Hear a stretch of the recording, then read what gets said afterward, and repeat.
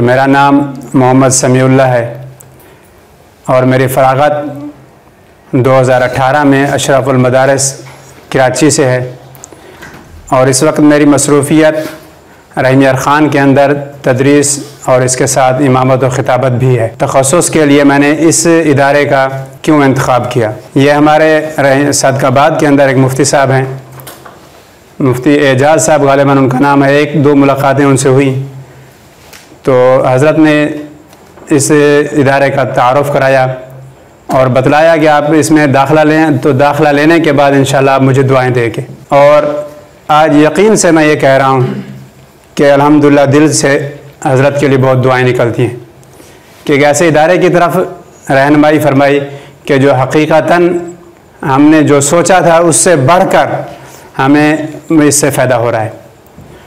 اور آخر میں اپنے اساتذہ کرام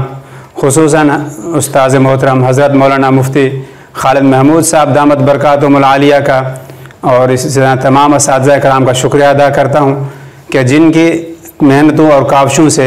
اللہ رب العزت نے ہمیں یہ پلیٹ فارم عطا فرمایا کہ جس پلیٹ فارم سے ہم صرف وہ مسائل نہیں